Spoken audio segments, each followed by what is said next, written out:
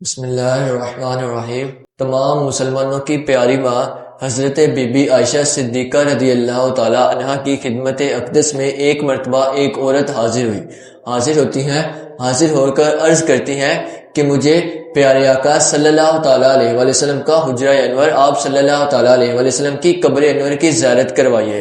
حضرت be be عائشہ صدیقہ رضی اللہ تعالیٰ عنہ اس کو اپنے ساتھ لے جاتی ہیں اور قبر انور کی زیارت کروانے کے لیے حجرہ شریف کھولتی ہیں۔ اس پردے کو جو کہ قبر انور کے آگے لگا ہوا ہے اس کو ایک سائڈ پر کرتی ہیں تو وہ عورت آپ صلی اللہ تعالیٰ علیہ وآلہ وسلم کی مقدس، آپ صلی اللہ تعالیٰ علیہ وآلہ وسلم کی بابرکت قبر انور کی زیارت کرتے ہیں۔ زیارت کرتے کرتے وہ رو پڑی اور اس قدر اس عورت پر جو کہ آپ صلی اللہ تعالیٰ علیہ وسلم کی قبر کی زیارت کرنے آئی تھی، اس عورت پر اس قدر عشق و محبت کی کیفیت طاری ہو جاتی ہے کہ وہ رونے تو لگ جاتی ہے، شدید روتے روتے اپنی جان مالک حقیقی کے سپرد کر دیتی ہے۔ یعنی آپ صلی اللہ تعالیٰ علیہ وسلم کی قبر انور کی زیارت کے ساتھ ہی اس عورت پر اتنی عشق و محبت کی کیفیت طاری ہوگی کہ اس کی جان پرواز کر دی۔ ایک مرتبہ آپ صلی اللہ تعالیٰ علیہ وسلم نے ارشاد فرمایا کہ میرے وصال کے بعد کچھ لوگ ایسے بھی آئیں گے کہ جب میرا وصال ہو جائے گا اس کے بعد کچھ لوگ ہوں گے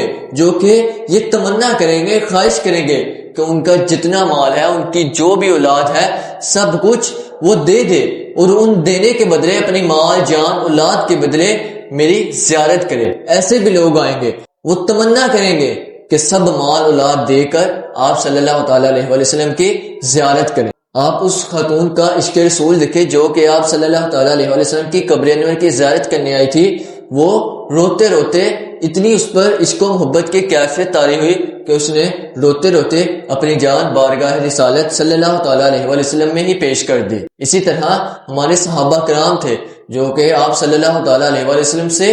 بے حد محبت رکھتے تھے، لیکن افسوس کہ ہمارے اندر آج کے لوگوں میں صحیح معنوں میں آپ صلی اللہ تعالیٰ علیہ وسلم سے محبت کا جذبہ اور ولولہ نہیں ہے۔ جیسے پہلے لوگ تھے جو صحابہ کرام تھے، پہلے بزرگان دین تھے، جیسے وہ عورت آپ صلی اللہ تعالیٰ علیہ وسلم سے محبت کرتی تھی، اسی طرح ہمارے بزرگان دین بھی تھے، اور اسی طرح آپ صلی اللہ تعالیٰ علیہ وسلم کے پیارے صحابہ کرام جو کہ آپ صلی اللہ تعالیٰ علیہ وسلم سے